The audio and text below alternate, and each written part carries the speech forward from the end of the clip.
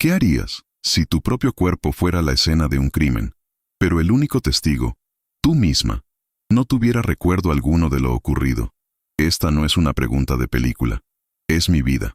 Mi nombre, o el nombre que me devolvieron, es Xochitl. Y escribo aquí porque ya no tengo a dónde ir. Encontré este foro y, por primera vez en meses, no me sentí completamente loca. Hoy es el Día de Muertos en Oaxaca, y mientras la ciudad celebra con el aroma dulce de las flores de cempasúchil, yo solo siento pánico. Es un olor que mi cuerpo reconoce como peligro, una alarma que se dispara en un lugar de mi alma que mi mente no puede alcanzar. Y hoy, he decidido dejar de huir de esa alarma, y en su lugar, caminar hacia el fuego. Me dijeron que reaparecí hace unos meses, 44 años después de haber desaparecido en 1977. Fui encontrada en una carretera, con ropas que no eran mías y una mirada vacía. Para el mundo, soy un milagro. Una mujer de 60 años que regresó de entre los muertos. Pero la verdad es que soy un fantasma. Habito una casa que debería ser mía. Miro fotos de una muchacha de 16 años que me sonríe desde un pasado que no me pertenece. Ella tiene mi nombre, pero no mi historia. Me despierto todos los días en esta casa y me siento una impostora. Una pieza equivocada en un rompecabezas que alguien más armó. Mi hermano menor, Mateo, es el guardián de esta nueva y frágil existencia mía. Me rodea con un cuidado que me asfixia, una protección que tiene el peso de una cadena. No pienses en eso, Xochitl, dice, con la voz siempre mansa. Deja el pasado quieto. Ahora estás a salvo. Pero su seguridad parece una cárcel. Él no quiere que yo recuerde. Quiere que sea la versión dócil y rota que puede controlar. Quiere que yo sea la muchacha de la foto en la pared, la víctima inocente. Pero la cicatriz gruesa y vieja en mi brazo grita que no fui solo una víctima. Yo luché. Y el silencio de Mateo es el esfuerzo constante por ahogar ese grito. Así que empecé a buscar pistas dentro de mí misma. Fragmentos. Un nombre. Leo. Que apareció en mi mente como una burbuja de aire subiendo desde el fondo de un lago. Una vieja canción en la radio que me hizo detenerme en medio de la calle, con el corazón apretado y las lágrimas corriendo sin permiso. Son ecos de una vida que me fue arrancada a la fuerza, y siento una urgencia desesperada por unirlos. No es por nostalgia, es por supervivencia. Siento que si no descubro quién era, esta mujer que soy hoy, este cascarón vacío, simplemente se desintegrará. Antes de sumergirnos a fondo, me encantaría saber desde dónde estás siguiendo esta historia. Es una alegría inmensa saber que mis experiencias pueden tocar corazones en tantos lugares diferentes. Deja tu comentario abajo y dime de dónde eres. Esta conexión que creamos aquí, incluso a la distancia, es una luz muy fuerte para quien, como yo, se ha sentido en la oscuridad por tanto tiempo. Ahora prepárate para conocer el viaje que decidí emprender en 1900. Este Día de Muertos. Un viaje para confrontar no solo las sombras de mi pasado, sino a la persona que más se esfuerza por mantenerlas ocultas, mi propio hermano. Verás cómo un único objeto, un pequeño pajarito de madera, puede convertirse en la llave para desatar un coraje que ni siquiera sabía que poseía, y cómo esa fuerza puede ser una herramienta para cualquiera que necesite enfrentar una verdad dolorosa en su propia vida. Empecemos. Todo comenzó a cambiar de verdad cuando, a escondidas en mi cuarto, encontré un pequeño pajarito de madera en el fondo de una caja. En el instante en que mis dedos lo tocaron, el mundo a mi alrededor desapareció. Fui arrancada de 2021 y arrojada a un sótano oscuro y húmedo. El olor a tierra mojada, el sonido de gritos ahogados por paredes gruesas, el rostro de un hombre cuyos ojos eran pozos de crueldad.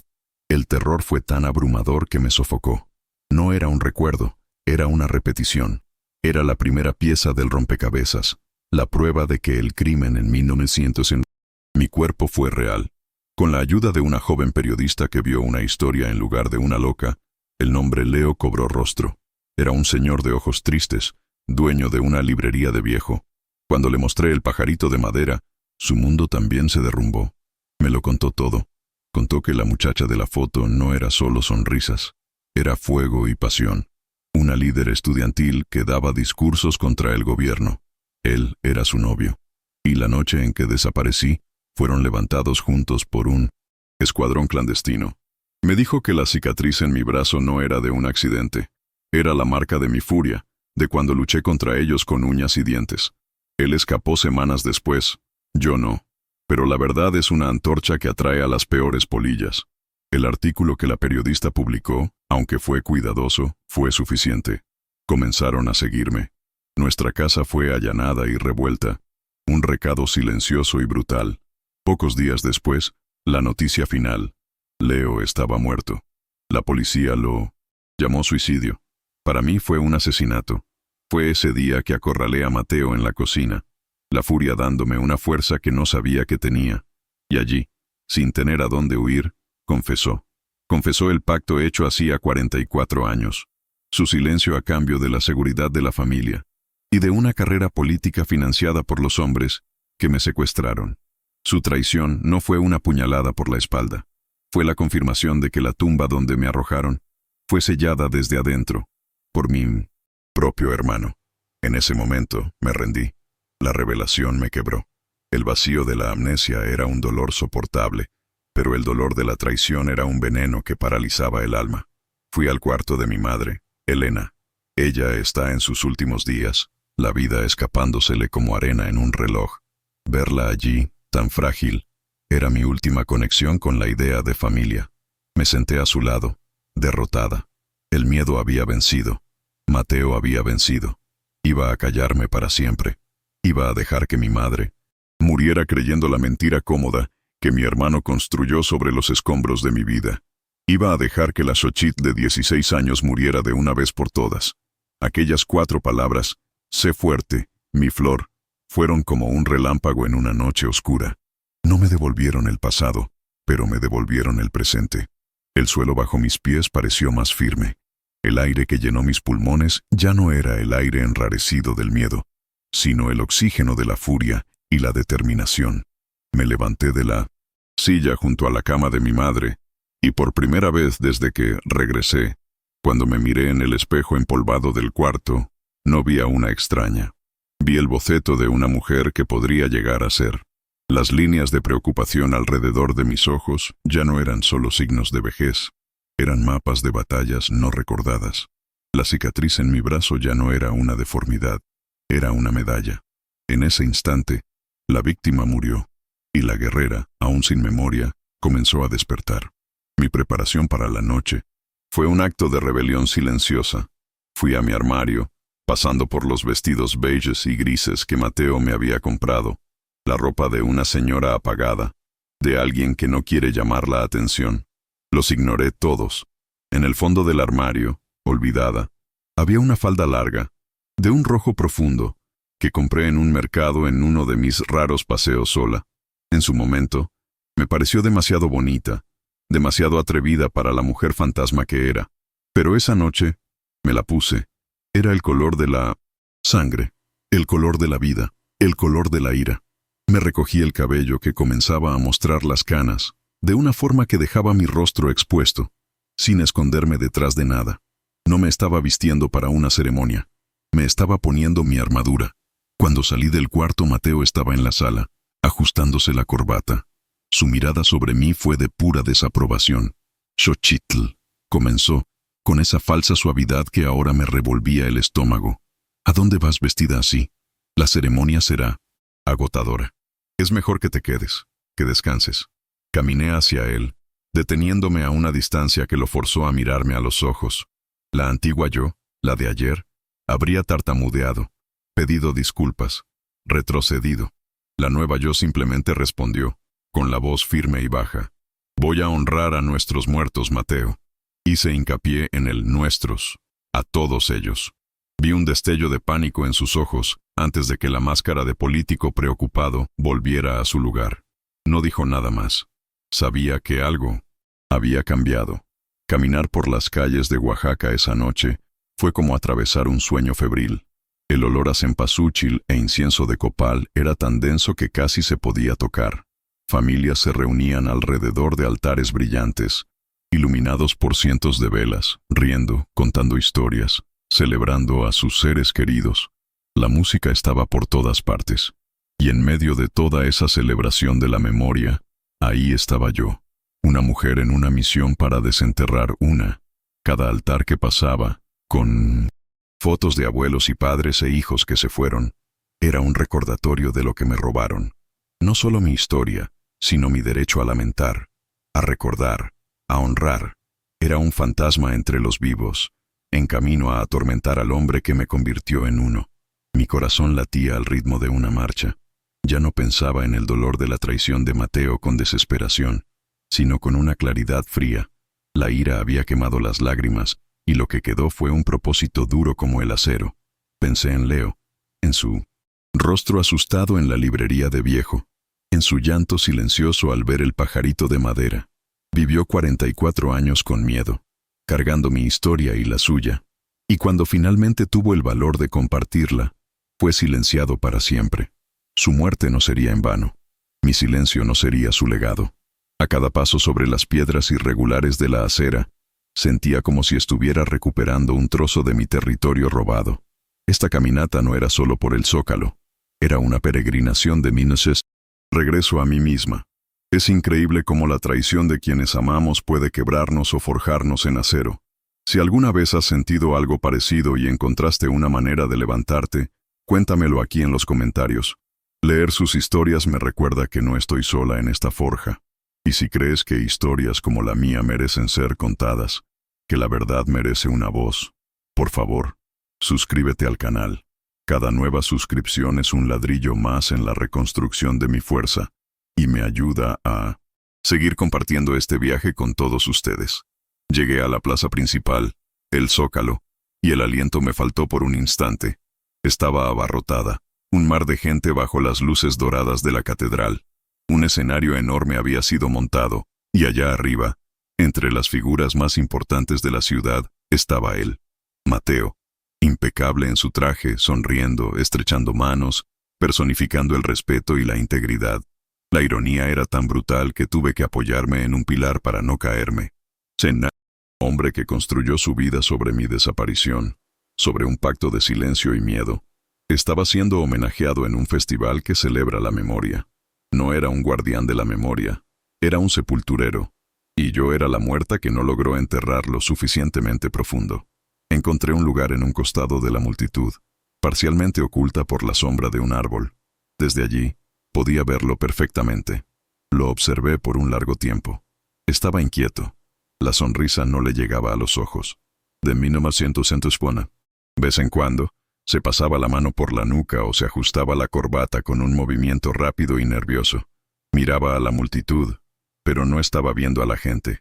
Me estaba buscando. El miedo que vi en sus ojos más temprano, en la sala de la casa, estaba allí, burbujeando bajo la superficie de su compostura. Sabía que la bomba de tiempo que él mismo armó hacía 44 años estaba a punto de explotar, y yo estaba ahí para encender la mecha. Un político local subió al micrófono y comenzó un discurso largo y florido.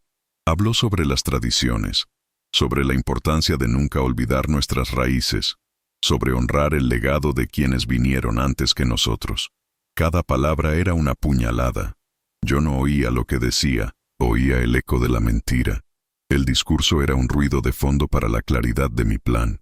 No gritaría, no haría un escándalo. Eso lo convertiría en una víctima, un mártir. Mi venganza sería más silenciosa y mucho más cruel. No iba a quitarle la vida que construyó. Iba a forzarlo a entregarla, pedazo por pedazo, con sus propias manos. Le daría una opción, y sabía que cualquier camino que eligiera lo destruiría.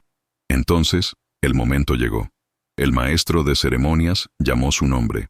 Y ahora, un homenaje a un hombre que ha dedicado su vida al pueblo de Oaxaca. Un ejemplo de servicio comunitario e integridad. El señor Mateo Vargas. La multitud aplaudió. El sonido fue una ola que me golpeó, una vibración sorda en mi pecho. Mientras caminaba hacia el centro del escenario, la sonrisa forzada estampada en su rostro, sentí el cambio dentro de mí. El tiempo de observar había terminado. Salí de la sombra del árbol, entrando en la luz de la plaza. Comencé a moverme, abriéndome paso entre la gente, sin prisa, pero con una determinación que hacía que me abrieran camino. Cada paso era deliberado. Ya no estaba huyendo de un fantasma. Yo era el fantasma, e iba a buscar lo que era mío. Mi camino a través de la multitud fue como abrir las aguas de un mar. La gente, sintiendo el extraña aura de propósito que emanaba de mí, simplemente se apartaba. No me miraban con curiosidad, sino con una especie de respeto instintivo, como si reconocieran que estaba en una peregrinación sagrada y mortal. No empujé a nadie, no corrí. Mis pasos eran medidos, cada uno un golpe en el tambor de mi resolución. Mi destino era el costado del escenario, un lugar menos iluminado, por donde las figuras importantes entraban y salían. Llegué allí en el exacto momento en que Mateo terminaba su breve discurso de agradecimiento, la sonrisa de plástico aún en su rostro mientras los aplausos resonaban. Se giró para salir del centro de atención y fue cuando me vio. No necesité llamarlo. Nuestras miradas se cruzaron sobre una distancia de quizás 10 metros, y su fachada, la máscara de integridad que usaba también, se hizo añicos por un segundo. En ese segundo no vi al político respetado, vi a mi hermanito, al niño asustado que se escondía detrás de la falda de nuestra madre. Vi el terror puro e infantil en sus ojos, la comprensión de que el fantasma que tanto intentó mantener enterrado no solo había regresado, sino que estaba allí, en carne y hueso, vestido de rojo, para cobrar la deuda. Se recuperó rápido, claro. Años de vida pública lo entrenaron para eso. Hizo un discreto gesto con la cabeza, un gesto que para cualquier otra persona parecería el de un político saludando a un conocido, pero que para mí era una orden. Quédate ahí, espera. Se volvió hacia una asesor, le susurró algo, y luego comenzó a caminar en mi dirección, la sonrisa de vuelta en su lugar, pero sus ojos eran 2 piedras de hielo. Creía que todavía podía controlar la situación, que podía llevarme a un rincón y calmarme con sus suaves mentiras. No entendía que la mujer que venía a encontrar no era la misma que había dejado en casa horas antes. Llegó hasta mí, y sin tocarme, habló en voz baja, la voz una mezcla de irritación y falsa preocupación. Xochitl, ¿qué estás haciendo? No es el lugar. Estás llamando la atención. El olor de su perfume caro mezclado con el olor a copal de la plaza me dio náuseas. Sé exactamente dónde estoy, Mateo, respondí, mi voz tan baja como la suya, pero sin el temblor que él esperaba. Y la atención que me preocupa no es la de esta gente. Miré hacia el escenario, hacia los hombres poderosos con los que sonreía y estrechaba manos. Es la atención que atrajiste sobre nuestra familia hace 44 años. Tenemos que hablar. Ahora. La palabra ahora salió sin pedir permiso, dura e innegociable. Se dio cuenta de que no habría marcha atrás. Derrotado, gesticuló con la cabeza hacia un espacio más oscuro detrás del escenario, cerca de donde comenzaban los puestos de comida, un lugar con el ruido de la fiesta, pero con menos ojos curiosos. La corta caminata hasta allí fue la más larga de mi vida. Sentía las miradas de sus guardaespaldas en mi espalda, pero no me importaba. Estaba enfocada en su nuca, en la tensión visible en sus hombros. Me llevó detrás de una gran carpa de lona, donde el ruido del generador ahogaba parcialmente la música del escenario. Estábamos en un bolsillo de sombras y caos relativo. Se volvió hacia mí, la ira ahora visible en su rostro. ¿Te has vuelto loca? ¿Quieres destruirlo todo? Después de todo lo que he hecho para proteger a esta familia, para darnos un nombre, una posición, lo dejé hablar. Dejé que su arrogancia y su miedo se derramaran. Esperé, pacientemente, hasta que se detuvo, para respirar, el pecho subiendo y bajando. Entonces, lentamente, abrí la pequeña bolsa que llevaba y saqué el pajarito de madera. No dije nada, simplemente lo extendí en la palma de mi mano, bajo la luz débil que se filtraba de la carpa. El efecto fue inmediato y devastador. Fue como si le hubiera mostrado el arma de un crimen. Miró el pequeño objeto de madera como si fuera una serpiente a punto de morder. Su respiración se quedó atrapada en la garganta. El pajarito era la prueba física de un pasado que había intentado borrar con todas sus fuerzas. Era el símbolo del amor de Leo por mí. Un amor que él traicionó. ¿Qué es eso?, tartamudeó, intentando fingir que no sabía, pero sus ojos lo delataban. Sabes muy bien lo que es, respondí, la voz tranquila, casi didáctica. Leo lo talló para mí la semana en que me llevaron. Él me lo contó, Mateo. Me contó todo antes de ser suicidado. Me contó que no me perdí. Me contó que nos casaron. Y me contó que nos levantaron. La cara de Mateo se contorsionó en una máscara de furia y negación. Dio un paso adelante. El instinto de intimidarme, de empequeñecerme, apoderándose de él. Leo era un viejo amargado y asustado. La periodista te llenó la cabeza de fantasías, de teorías de conspiración. Estás enferma, Xochitl. Tu mente es frágil. Te están usando para atacarme, para destruir mi carrera. Gesticulaba, la voz subiendo de tono, intentando usar la misma táctica de siempre. Pintarme como loca, inestable. Una pobrecita que no sabe lo que dice. Esperaba que yo gritara, que llorara, que me descontrolara. Pero permanecí inmóvil, el pajarito aún en mi mano extendida. Lo miré fijamente, dejando que su discurso rabioso se agotara en el aire pesado, hasta que el silencio cayó de nuevo entre nosotros, roto solo por el zumbido del generador y la música lejana. Cuando estuve segura de que había terminado, guardé el pajarito de vuelta en la bolsa, un gesto lento y deliberado. Lo miré directamente a los ojos, y por primera vez dejé que viera el alcance de mi fría e inquebrantable resolución.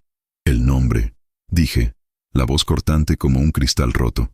El nombre del hombre que dio la orden, tu padrino. El hombre que compró tu silencio y tu carrera con mi cuerpo y mi vida. Su rostro se puso blanco. Quiero que uses tu posición, tus contactos, y filtres ese nombre anónimamente a la misma periodista que me ha estado ayudando. Quiero que el mundo sepa quién es y qué hizo. Quiero que su historia sea desenterrada junto con la mía. Abrió la boca para protestar, pero levanté la mano. Esa es tu primera opción. Dejé que una pausa flotara en el aire. Una pausa cargada con 44 años de dolor y silencio. La segunda opción es esta. Continué, la voz bajando a un susurro que era 1000 veces más amenazante que cualquier grito. Si no lo haces, mañana por la mañana, me sentaré junto a la cama de mamá. Tomaré su mano, y con toda la calma del mundo, le contaré la verdad. No mi verdad, Mateo. Tu verdad. Contaré sobre el pacto que hiciste. Le contaré que el hijo que tanto admira construyó su éxito sobre el sacrificio de su hija. Me aseguraré de que lo último que nuestra madre sienta en este mundo no sea orgullo, sino la vergüenza de haber criado a un cobarde. La elección es tuya, hermano. O destruyes la vida de tu protector, o destruyes el recuerdo de nuestra madre. Tú decides qué legado quieres cargar. En ese momento, ya no era una víctima. Era el poder de elegir. Era la consecuencia. Y tomar el control de la propia narrativa, incluso con el corazón en la boca y las manos temblando, es la única superación que realmente importa. Suscribirse a este canal es ayudarme a sostener las riendas de esta fuerza con más firmeza. Cada uno de ustedes me recuerda que este viaje, por más solitario que parezca, es compartido. El impacto de mis palabras fue visible y total. El color desapareció del rostro de Mateo, dejándolo con una palidez cadavérica. Tambaleó hacia atrás, apoyándose en la lona de la carpa como si sus piernas ya no pudieran sostenerlo. El político seguro de sí mismo desapareció. El hombre respetado se evaporó. Lo que quedó allí, en esa sombra mal iluminada, fue el niño. El joven aterrorizado que, décadas atrás, tomó una decisión imposible y ahora se enfrentaba al precio final. Su boca se abría y cerraba, pero ningún sonido salía. Un sudor frío brotó en su frente, corriendo por sus sienes. Sus manos, que minutos antes gesticulaban con autoridad, ahora temblaban, incontrolablemente a los lados de su cuerpo. Me miraba, pero yo sabía que no me veía a mí. Veía la ruina. Por un lado, la aniquilación política y quizás física a manos de hombres peligrosos. Por el otro, la condenación eterna a los ojos de su madre moribunda. Lo había acorralado, no con armas ni gritos, sino con la verdad. No sentí lástima. Quizás algún día, en un futuro lejano, podría sentir algo parecido a la tristeza por él, pero esa noche, todo lo que sentía era el peso frío de la justicia. Era la justicia por Leo. Era la justicia por la muchacha de 16 años que luchó en un sótano oscuro. Era la justicia por la mujer de 60 años que despertó en un mundo que no era el suyo. Lo observé deshacerse por un largo momento más, dejando que el peso de su elección lo aplastara. Luego, di un paso hacia atrás, distanciándome de él, rompiendo el último hilo de conexión que teníamos en ese momento. La ceremonia está terminando, dije, con la voz de nuevo tranquila y controlada. Deberías volver al escenario. Te esperan. Me di la vuelta para irme, para dejarlo allí, roto, con los escombros de su vida en las manos. Antes de mezclarme con la multitud de nuevo, me detuve y miré por encima del hombro. Tienes hasta el amanecer, Mateo. Hasta el amanecer para decidir qué clase de hijo quieres ser cuando estés frente a la tumba de nuestra madre. Y entonces lo dejé. Lo dejé solo en la oscuridad, con solo sus demonios y una elección imposible como compañía. Darle la espalda a Mateo, dejarlo roto y solo en la oscuridad, fue uno de los actos más difíciles y liberadores de mi vida. Sentí como si estuviera cortando una cuerda gruesa y podrida que me mantenía atada no solo a él, sino a la mujer frágil y confundida que yo era. Al mezclarme de nuevo con la multitud, el mundo pareció volver en colores y sonidos vibrantes. La música del festival, las risas de los niños, el olor a comida en el aire, todo parecía más real, más nítido. Antes era una espectadora, un fantasma, observando la vida pasar. Ahora era parte de ella. Había actuado. Había impuesto mi voluntad al mundo que por tanto tiempo me impuso la suya. Una calma extraña se apoderó de mí. No era paz, era algo más crudo. Era el silencio exhausto que viene después de una batalla feroz, cuando el eco de los gritos finalmente cesa, y todo lo que queda es la certeza de que sobreviviste. Decidí no quedarme para el resto de la ceremonia. Mi papel allí había terminado.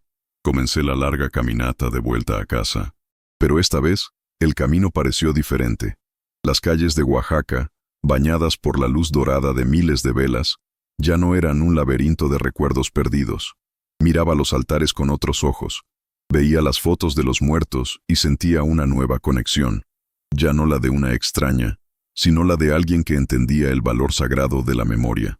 Cada vela encendida era un pequeño acto de desafío contra el olvido, y yo acababa de encender mi propia hoguera. Me había negado a ser olvidada. A cada paso, sentía el peso de mi acto, la gravedad de la elección que arrojé sobre mi hermano, pero no sentía arrepentimiento. Sentía solo el suelo firme bajo mis pies. Entrar en la casa silenciosa fue un shock después del bullicio de la fiesta. El silencio aquí adentro no era pacífico, era un vacío, pesado y expectante. Era el silencio de una sala de espera de hospital, el silencio que antecede a un veredicto. Estaba sola con las consecuencias de lo que había hecho. Caminé lentamente por la sala, mis pasos resonando en la madera. Mi mirada cayó sobre las fotos en la pared, las fotos de aquella muchacha de 16 años, sonriente y llena de vida. Antes, la veía como una extraña, una acusación. Ahora, la miraba y sentía un gesto de reconocimiento. Ella no era otra persona. Era la semilla de la mujer en la que me convertí esta noche. No solo la estaba vengando, me estaba convirtiendo en su continuación. Era su cosecha tardía, su flor que finalmente había brotado, incluso después del invierno más largo y cruel. Fui directo al cuarto de mi madre. Dormía, la respiración tan suave que necesité inclinarme para asegurarme de que todavía estaba allí. La luz débil de la calle entraba por la ventana, iluminando su rostro arrugado y sereno. Me senté en la misma silla donde, horas antes, me había derrumbado en derrota, pero la mujer que se sentaba allí ahora era otra. Tomé su mano, tan frágil y ligera, y la sostuve contra mi rostro. La piel era como papel de seda. Fui fuerte, mamá. Susurré en el silencio del cuarto, las palabras siendo absorbidas por la quietud. Fui fuerte, mi flor. En ese momento, no importaba si podía oírme o no. No estaba hablando solo para ella. Estaba hablándome a mí misma, afirmando la promesa que hice, sellando el juramento de que nunca más sería silenciada. Las horas siguientes fueron las más largas de mi existencia. La noche se arrastró con una lentitud tortuosa. Los sonidos de la fiesta afuera fueron muriendo poco a poco, reemplazados por los ruidos nocturnos de la casa, el crujido de la madera, el zumbido del refrigerador, el aullido lejano de un perro. Cada sonido era amplificado por mi estado de alerta máxima. Cada sombra que se movía con la brisa en la ventana me hacía contener la respiración. ¿Era Mateo? ¿O sería peor? La paranoia era una criatura viva, arrastrándose por el rabillo de mi ojo. Los hombres con los que mi hermano hizo un pacto no eran políticos de salón, eran asesinos. Leo era la prueba de ello. Al forzar la mano de mi inocente, Mateo podría haber firmado no solo su sentencia de muerte, sino también la mía. El coraje que sentía en la plaza ahora libraba una batalla desesperada contra un miedo frío y muy real. Para no enloquecer, intenté concentrarme en otra cosa. Cerré los ojos y busqué activamente los fragmentos en mi mente. Esta vez, algo diferente sucedió. No fue el terror del sótano lo que vino. En su lugar, un flash fugaz de color. El olor a pintura fresca. La sensación de un pincel en mi mano. El sonido de la risa de Leo a mi lado. Estábamos pintando una pancarta, las letras rojas y torcidas gritando una consigna que no logré leer. La imagen duró solo un segundo, pero dejó un rastro de calor en mi pecho. Era un recuerdo pequeño, casi insignificante, pero era mío. Era una prueba de que mi vida antes del secuestro no era solo sobre activismo y peligro. Había alegría, había amor, había la banalidad de la juventud. Y la posibilidad de recuperar estos pequeños pedazos de mí misma me dio una nueva razón para luchar hasta el amanecer. Pero la duda es una mala hierba persistente. Conforme la madrugada se profundizaba, la certeza que sentía comenzó a ser corroída por la ansiedad. ¿Y si Mateo no hacía nada? ¿Y si me desafiaba? ¿Si veía mi farol?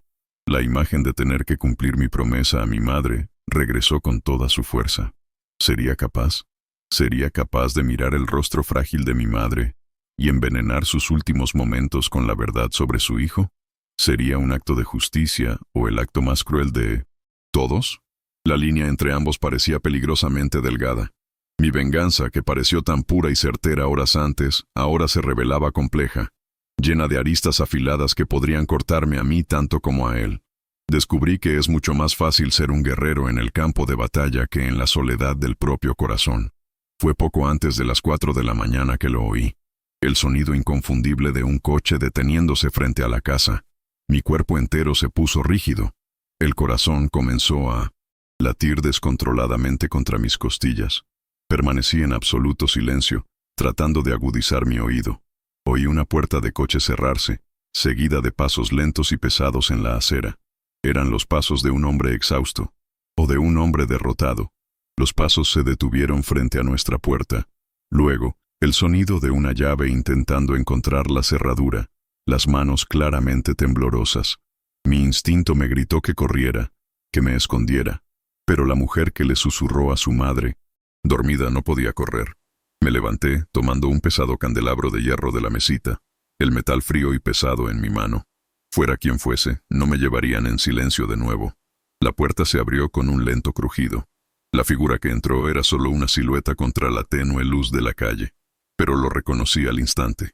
Era Mateo, pero no el Mateo que conocía. La postura arrogante, el traje impecable, todo había desaparecido. Parecía vaciado, un hombre hueco. Su traje estaba arrugado, la corbata aflojada, el pelo en desorden. Parecía haber envejecido 20 años desde que lo dejé detrás de aquella carpa.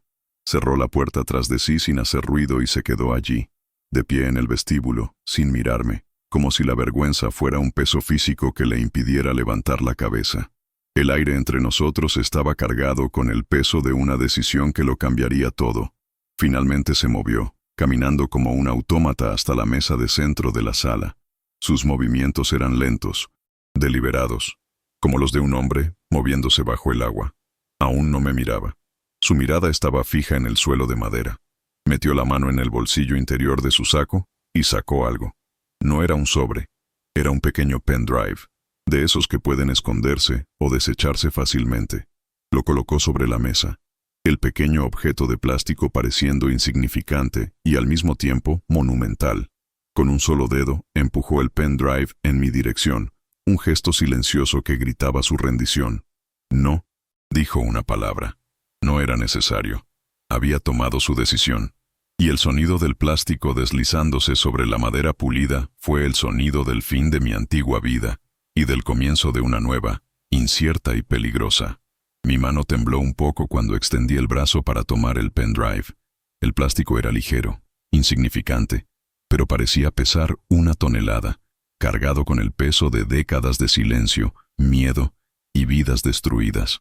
Mis dedos se cerraron a su alrededor. Miré a Mateo, esperando que dijera algo, cualquier cosa, una acusación, una disculpa, una explicación. pero permaneció en silencio, la mirada vacía fija en un punto cualquiera de la pared detrás de mí. ¿Está todo ahí?, pregunté, la voz un susurro en el pesado silencio de la sala. Él solo asintió una vez. Un movimiento corto y espasmódico. Fue su confesión final, su rendición, su sentencia, todo en un solo gesto. No se quedó por mucho tiempo. Sin otra palabra, se dio la vuelta. Caminó hacia la puerta como un anciano y salió. Oí sus pasos alejándose por la acera hasta que el sonido del motor del coche, arrancando, cortó la noche y el silencio regresó, aún más profundo que antes. No sentí la euforia de la victoria. No hubo triunfo, solo una tristeza profunda y hueca que se instaló en mi pecho. Para salvarme, necesité romper la única familia que me quedaba. La imagen del rostro devastado de mi hermano quedaría grabada en mi mente. Una cicatriz más para añadir a la colección. Era un precio terrible, pero sabía, en el fondo de mi alma, que el precio del silencio habría sido infinitamente mayor. Me quedé sentada en la sala durante casi una hora, solo mirando el pequeño objeto en mi mano. Ese pendrive era la llave de todo, la llave de la verdad, de la justicia, del pasado. Una parte de mí, una parte hambrienta y desesperada, quería conectarlo a la vieja computadora de Mateo y devorar todo lo que contenía, ver los nombres, las pruebas, entender la red de corrupción que me engulló, pero sabía que no podía. Hacerlo me convertiría en parte de la ecuación, me haría vulnerable. La fuerza de lo que estaba por venir dependía del anonimato. La fuente debía ser un fantasma. Con un suspiro que pareció cargar con todo el cansancio del mundo, me levanté. Tenía una promesa que cumplir. Con las manos aún temblorosas, envié un mensaje corto y codificado a la joven periodista. Eran casi las 5 de la mañana. La llave fue encontrada. Plaza de Santo Domingo, en 1 hora. Sabía que entendería. Apagué el AI. Teléfono. Borré el mensaje. Me puse un abrigo oscuro. Guardé el pendrive en el bolsillo más profundo y salí a la fría madrugada de Oaxaca. Las calles estaban casi desiertas ahora, los últimos vestigios de la fiesta siendo barridos por el viento. Me sentí como una espía en una película antigua, moviéndome entre las sombras hacia un encuentro que podría cambiar el destino de muchos. La periodista ya estaba allí, sentada en una banca, fingiendo leer un libro bajo la débil luz de un farol. Sus ojos estaban muy abiertos por la expectación y el miedo. Me acerqué sin decir una palabra. Me senté a su lado y coloqué un periódico viejo entre nosotros. Discretamente, deslicé el pendrive dentro de las páginas del periódico. «No mires ahora», susurré. «La fuente es anónima. Nadie puede saber nunca de dónde vino esto. Especialmente de mí. Ten cuidado. El hombre en esta llave es más peligroso de lo que te puedas imaginar». Ella solo asintió, el rostro pálido. «Lo tendré», susurró de vuelta. Me levanté y me fui, sin mirar atrás. La antorcha había sido pasada. Mi papel en la explosión había terminado. Ahora, solo era una espectadora más, esperando el trueno. Los días que siguieron fueron surreales. La vida continuaba en una normalidad superficial, pero por debajo sentía la tierra temblar. Pasé casi todo mi tiempo en el cuarto de mi madre. Ella parecía un poco más tranquila, como si la tormenta en mí hubiera calmado el aire a su alrededor. Le leía, no las noticias, sino poemas de libros, viejos que encontré en el estante, historias de flores y pájaros. Mateo no apareció, no llamó. Había desaparecido de la faz de la tierra. Su ausencia era una presencia gritona en la casa, un agujero negro de vergüenza y arrepentimiento. No sé decir exactamente cuántos días pasaron. Perdí la cuenta. Vivía en un tiempo suspendido, medido solo por las comidas y los medicamentos de mi madre. El mundo exterior parecía distante, irrelevante. Me concentré en estar presente, en absorber los últimos momentos con ella. Canté viejas canciones de cuna que surgieron de la nada en mi memoria, y a veces veía un destello de reconocimiento en sus ojos cansados. Era un periodo de calma, la quietud antes del huracán que sabía que se avecinaba. Y entonces, el huracán llegó. Fue un martes. La televisión de la pequeña sala, que generalmente estaba apagada, fue encendida por una enfermera que vino a ayudar. Y ahí estaba, el rostro del hombre cuyo nombre ahora conocía, el padrino de Mateo, una figura política intocable, estampado en la pantalla. El artículo de la periodista se había publicado en línea y explotó como una bomba atómica. Nombres, fechas, ubicaciones de centros de detención clandestinos, todo estaba allí. La historia de mi secuestro, contada anónimamente, era la pieza central que conectaba todo. El escándalo era de proporciones nacionales. La guerra sucia de México, que tantos intentaron enterrar, estaba siendo exhumada en la plaza pública. El hombre, por supuesto, negó todo, vehementemente. Lo llamó calumnia, ataque político. Pero era demasiado tarde. La presa se había roto. Inspiradas por el artículo, otras familias, otras víctimas que vivieron décadas en silencio, comenzaron a hablar. Su nombre fue repetido. Otras pruebas salieron a la luz. El gobierno, bajo una presión inmensa, se vio forzado a abrir una investigación formal. El imperio de poder y miedo que construyó sobre los huesos de gente como yo comenzó a agrietarse, y yo lo observaba todo desde la seguridad de mi pequeña sala, una espectadora invisible de la justicia que puse en movimiento. En cuanto a Mateo, su fin fue más silencioso, pero no menos definitivo. 2 días después de la publicación del artículo, una pequeña nota en el periódico anunció que había renunciado a todos sus cargos políticos, citando problemas de salud graves e inesperados. Se convirtió en un recluso. Vendió su lujosa casa en la ciudad y, supe más tarde, se mudó a un pequeño pueblo en la costa, lejos de todo y de todos. Nuestra relación, ya fracturada, fue pulverizada. El amor fraternal fue reemplazado por el abismo de su traición y mi elección de no perdonarla. Se convirtió en un fantasma más en mi historia. En medio de todo este caos externo, el cuarto de mi madre se convirtió en un santuario de paz. La agitación del mundo no entraba allí. El foco era solo su respiración, su consuelo. Se estaba apagando lentamente, como una vela llegando a su fin. En uno de sus últimos momentos de claridad, abrió los ojos y me miró. No había confusión, no había dolor, solo había una tranquila aceptación. Apretó mi mano y sonrió. Una sonrisa genuina, la primera que veía en mucho tiempo. Mi flor, susurró, y supe que todo estaba bien. No necesitaba saber de la suciedad y la traición. Solo necesitaba saber que su flor había encontrado la fuerza para florecer de nuevo. Mi madre falleció esa noche, pacíficamente, mientras dormía. Yo estaba a su lado, sosteniendo su mano. El dolor de la pérdida fue inmenso, pero fue un dolor limpio, puro, sin las complicaciones de la ira y el resentimiento. Era el luto simple de una hija por su madre. Fue la primera emoción, normal, que sentí en mucho tiempo. Y, de una manera extraña, estuve agradecida por ella. Era la prueba de que mi corazón, a pesar de todo, todavía sabía cómo sentir. El funeral fue pequeño, con solo algunos vecinos y parientes lejanos. Mateo estaba allí. Se quedó al otro lado de la tumba abierta, pareciendo una sombra, un extraño. Nuestros ojos no se encontraron. No intercambiamos una sola palabra. El silencio entre nosotros era más pesado que la tierra que pronto cubriría el ataúd de nuestra madre.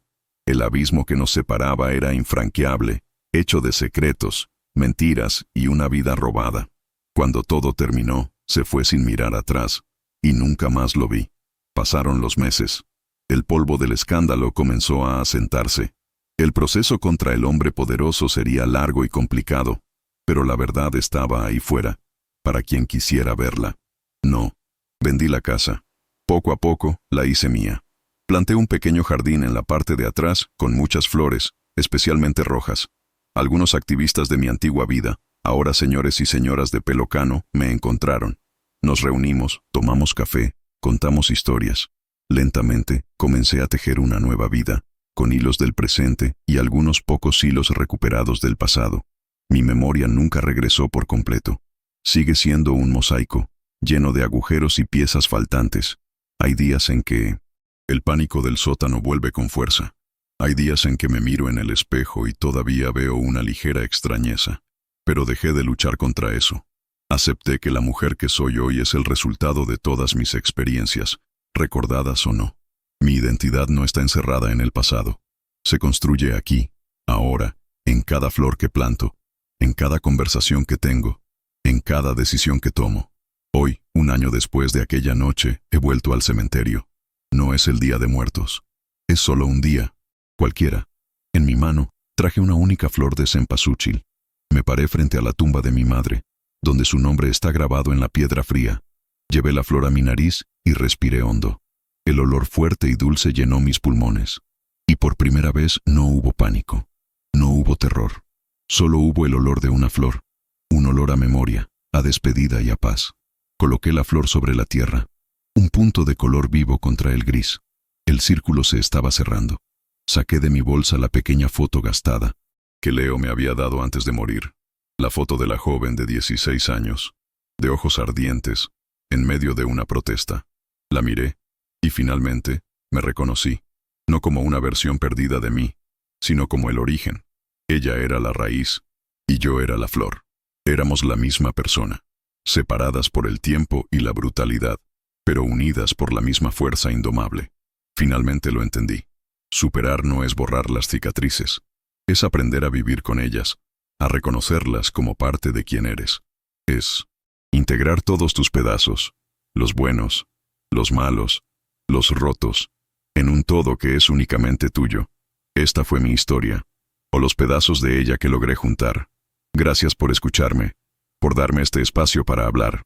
Si mi viaje, con todas sus fracturas y su pequeña y amarga victoria, resonó de alguna manera en ti, te pido que te suscribas a este canal y sigas formando parte de esta comunidad.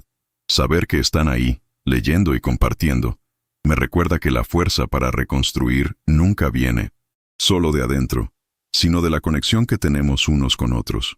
Continuar compartiendo y escuchando es lo que nos recuerda que ninguna de nosotras está realmente sola. No recuperé todos mis recuerdos, pero, en el proceso, me recuperé a mí misma. Y, por primera vez en mucho tiempo, siento una genuina curiosidad por el mañana.